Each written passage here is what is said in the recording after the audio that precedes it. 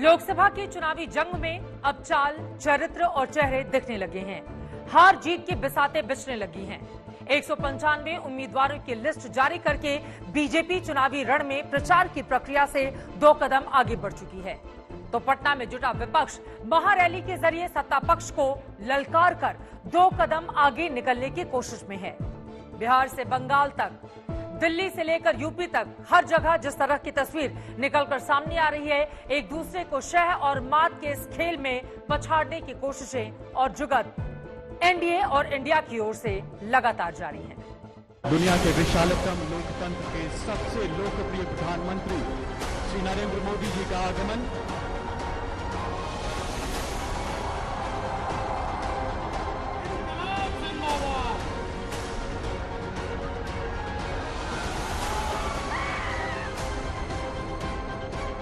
अपनी अपनी राजनीति के हिसाब से एक दूसरे के वादों इरादों पर आरोप प्रत्यारोप के तीर चल रहे हैं। नया दौर शुरू हो रहा है। लोग परेशान हो चुके हैं खोखले नारों से, खोखली वादों से, जुमलों से और ऐसी राजनीति से जिस राजनीति ने सिर्फ समाज को बांटा है। केवल भ्रम पैदा करने का और कटाक्ष पैदा करने की कोशिश कर रहे हैं और ये सभी लोग कुंठित मानसिकता वाले परिवारवादी, वंशवादी, भ्रष्टाचारी लोगों का समूह है। यूपी और बिहार मिलेगा और इतिहास कायम करेगा मोदी जी के पक्ष में। इन लोगों को एक भी सीट गलती से मिलने नहीं जा रहा है। अब देश नहीं चाहता है कि कोई वंशवादी, जमींदारी, भ्रष्टाचारी मानसिकता के लोग हम पर शासन करे। बीजेपी की 195 उम्मीदवारों की लिस्ट जारी हुई तो कहीं उत्सव और कहीं मायूसी का माहौल बन रहा है। कहीं टिकट का पेच फंसा तो खेला की सियासत का मैदान सज रहा है। अलग अलग लोगों की अलग अलग विचारधारा होती है। भाजपा के पास प्रत्याशियों की कहीं कमी नहीं है, लेकिन अच्छे लोग राजनीति में आए ये पार्टी सोचती है। वो उनका इंटरनल अफेयर है। क्यों किया उन्होंने, क्यों निर्णय लिया आने का या फिर से विड्रॉ करने का, या उनका या उनकी पार्टी का, ये अंदरूनी मामला है।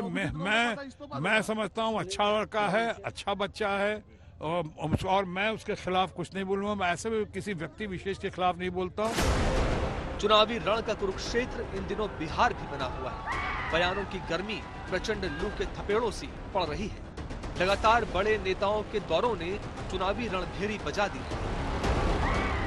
लिहाजा हुंकार है, तकरार है, ललकार है। माँ बाप से विरासत में पार्टी और कुर्सी तो मिल जाती है, लेकिन माँ बाप की सरकारों के काम का एक बार भी जिक्र करने की हिम्मत नहीं पड़ती है। आने वाला जो चुनाव है, लोकसभा का चुनाव, इसमें भारतीय जनता पार्टी को नस्ताबूद कर देंगे हम। इस बार का जो चुनाव होने वाला है, तो इस बार तक कम से कम 400 सीट आप जीतिएगा, ये हमको पूरा भरोसा है। इसीलिए बाकी सब लोग जो इधर उधर कर रहा, कहीं कुछ नहीं होगा। हम तो शुरू से कहते हैं मोदी जी झूठ बोलने के फैक्ट्री है, मैन्युफैक्चरर है। मोदी जी होलसेलर के साथ डिस्ट्रीब्यूटर भी है झूठ बोलने के। राष्ट्रीय जनता दल का प्रतीक यही है कि लड़ेगा अच्छा, हारेगा 2-2 लाख वोट से। हम लोग बीजेपी से, आरएसएस से नहीं डरते। हमें कोई फर्क नहीं पड़ता और हम बीजेपी को, आरएसएस को यहां से हटा के इंडिया की सरकार बनाकर दिखाएंगे। बिहार में चुनाव 2 या 3 पार्टियों के बीच नहीं, बल्कि 2 गठबंधनों के बीच है। एक तरफ एनडीए और दूसरी तरफ इंडिया ब्लॉक। प्रधानमंत्री मोदी एक तरफ से एनडीए का सिरा संभाले हैं, तो दूसरी तरफ आरजेडी के नेतृत्व में इंडिया गठबंधन भी ताल ठोक रहा है। कोशिशें हर दल की तरफ से अब तेज है कि कैसे शह और मात का खेल रचा जाए, कैसे वोटर्स को लुभाया जाए, कैसे लोकसभा चुनावों में अपने दमदार उपस्थिति दर्ज कराई जाए। हम चुनाव की दहलीज पर खड़े हैं। हमारे सामने 2 विकल्प है। एक और देशभक्ति से ओतप्रोत नरेंद्र मोदी का नेतृत्व और दूसरी ओर 7 परिवारवादी पार्टियों का ये इंडी अलायंस है, इंडी अलायंस है। एनडीए का कुनबा बड़ा हो रहा है। नीतीश आए, अशोक चौहान आए, मिलिंद देवड़ा आए और अब यूपी में जयंत चौधरी भी आ चुके हैं। दूसरी तरफ शुरुआत में लड़खड़ाने के बाद गठबंधन फिर से उठ खड़ा हुआ है। पहले यूपी में बात बनी तो कांग्रेस और समाजवादी पार्टी साथ आ गए। अब बिहार में भी संयुक्त शक्ति की तस्वीर दिख रही है। हालांकि प्रत्याशियों की घोषणा के साथ ही बीजेपी के सामने अंदरूनी विरोध की चुनौती शुरू हो गई, लेकिन गठबंधन में अभी सीटों के स्तर पर ही पूरी तरह बात नहीं बन पाई है। फिलहाल दावे हैं साथ चलने के और वादे हैं मोदी विरोध में साथ निभाने के। बीजेपी ने जैसे ही 195 उम्मीदवारों के नाम की घोषणा की, वैसे ही कहीं से नाराजगी तो कहीं से निराशा की खबरें सामने आने लगी। बीजेपी में आमतौर पर बदलाव के बड़े फैसले लिए भी जाते हैं और उन्हें स्वीकार भी कर लिया जाता है, लेकिन इस बार जिस तरह टिकट बंटवारे के बाद वरिष्ठ नेताओं की ओर से प्रतिक्रियाएं सामने आ रही हैं, वो भी बीजेपी में बदलाव का संकेत दे रही हैं।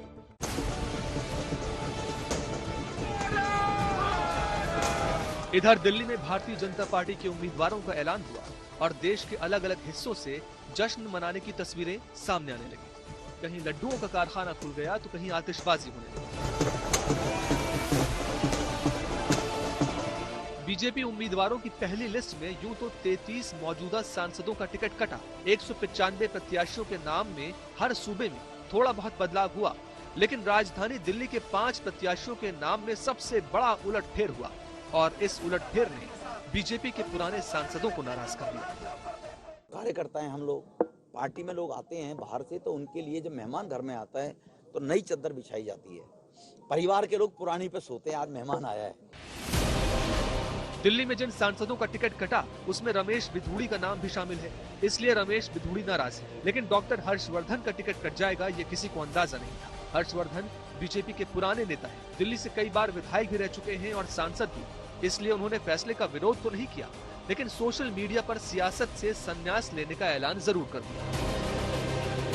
30 साल से अधिक के शानदार चुनावी करियर में मैंने सभी 5 विधानसभा और 2 संसदीय चुनाव लड़े, जो मैंने बड़े अंतर से जीते, और पार्टी संगठन और राज्य और केंद्र की सरकारों में कई प्रतिष्ठित पदों पर काम किया। अब मैं अपनी जड़ों की ओर वापसी चाहता हूँ। टिकट बंटवारे पर घमासान कोई नई बात नहीं है, लेकिन बीजेपी में विरोध नई बात है। दिल्ली में गौतम गंभीर को भी टिकट नहीं मिला। हालांकि उन्होंने बंटवारे से पहले ही जेपी नड्डा को चिट्ठी लिखकर चुनाव न लड़ने की बात कही थी। अब टिकट न मिलने की वजह चाहे जो हो, लेकिन आम आदमी पार्टी और कांग्रेस मजे ले रही है। इससे एक बात साफ है कि भारतीय जनता पार्टी मानती है कि इनके सांसदों ने जमीन पे कोई काम नहीं किया, कि आप पहले किसी भी आदमी को ले आए, 5 साल जैसे तैसे जो है जनता जो है उनके साथ सहे, फिर आप उसको बदल के नया आदमी ले आए। तो पार्टी की कोई गारंटी होनी चाहिए कि जो कैंडिडेट आए वो अच्छे आए। आपने इस तरीके के कैंडिडेट दिल्ली के ऊपर क्यों थोपे जब ये कैंडिडेट किसी काम के नहीं थे? ये जनता का एक बड़ा सवाल है। जिनको मुख्यमंत्री होना चाहिए था उनको लोकसभा भेज रहे हैं। तो कुल मिलाकर के देखा जाए तो जैसे नई दिल्ली है, जो तमाम वरिष्ठ नेता हैं उनकी तमाम सारी टिकट कटे, और ये 2 लोगों का पूरा मामला है। जिसको चाहते हैं उसको काटते हैं, जिसको देखना होता है देना। तो जो ओबीडियंट हैं, आज्ञाकारी हैं उनको, और जो जिताऊ हैं उनके हिसाब से वो देते हैं। नई दिल्ली सीट से केंद्रीय मंत्री मीनाक्षी लेखी की जगह बांसुरी स्वराज को टिकट मिला। चांदनी चौक से पूर्व केंद्रीय मंत्री डॉक्टर हर्षवर्धन की जगह प्रवीण खंडेलवाल, पश्चिमी दिल्ली से परवेश वर्मा की जगह कमलजीत सेहरावत, दक्षिणी दिल्ली से रमेश बिधूड़ी की जगह रामवीर बिधूड़ी पर बीजेपी ने भरोसा जताया है। दिल्ली के 5 उम्मीदवारों में एकमात्र नाम मनोज तिवारी का है, जिन्होंने अपनी सीट बचाने में सफलता हासिल की है। अभी दिल्ली में 2 और प्रत्याशियों के नाम आने बाकी।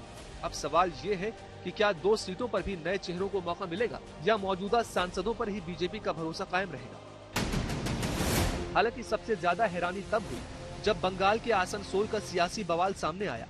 अपने गीत संगीत के जरिए भोजपुरी दर्शकों का मनोरंजन करने वाले पवन सिंह ने बीजेपी को करारा झटका दे दिया है।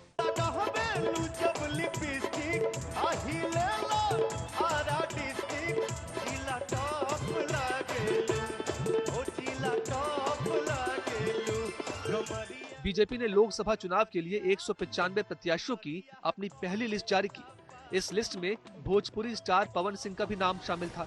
पवन सिंह के नाम का ऐलान हुआ तो उनके चाहने वाले झूम उठे, लेकिन 24 घंटे भी नहीं बीते कि पवन सिंह ने आसनसोल से चुनाव लड़ने से इनकार कर दिया। पवन सिंह ने बीजेपी अध्यक्ष जेपी नड्डा को टैग करते हुए सोशल मीडिया साइट एक्स पर लिखा, भारतीय जनता पार्टी के शीर्ष नेतृत्व को दिल से आभार प्रकट करता हूं। पार्टी ने मुझ पर विश्वास करके आसनसोल का उम्मीदवार घोषित किया, लेकिन किसी कारणवश मैं आसनसोल से चुनाव नहीं लड़ पाऊंगा। ऐसा बीजेपी में बहुत कम होता है कि टिकट मिलने पर कोई टिकट लौटाने की पेशकश कर दे, लेकिन पवन सिंह ने जब चुनाव न लड़ने का ऐलान किया तो बीजेपी आलाकमान ने उन्हें तुरंत दिल्ली बुलाया, मगर विपक्ष को मौका मिल गया। टीएमसी फ्रंट फुट पर खेलने लगी। जिस तरीके से ये बंगाल का विरोध करने वाला बीजेपी को बंगाल का आदमी रिजेक्ट कर रहा है, आने वाला चुनाव में आसनसोल का मार्जिन 3,03,000 छोड़ के 4,04,000 हो जाएगा।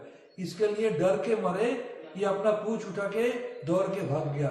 यही है तृणमूल कांग्रेस का जनगर्जन का जो रिजल्ट है, उसका नतीजा। आसनसोल से शत्रुघ्न सिन्हा ही सांसद है। टीएमसी ने अभी तक टिकट का ऐलान तो नहीं किया, लेकिन माना जा रहा था कि शत्रुघ्न सिन्हा से ही उनका मुकाबला होगा। अब पवन सिंह के इस फैसले ने टीएमसी को चुनाव से पहले ही उत्साह से भर दिया है। बीजेपी टिकट आसनसोल से किसी को भी दे दे, लेकिन इस मुद्दे पर बंगाल में राजनीति होनी तय है।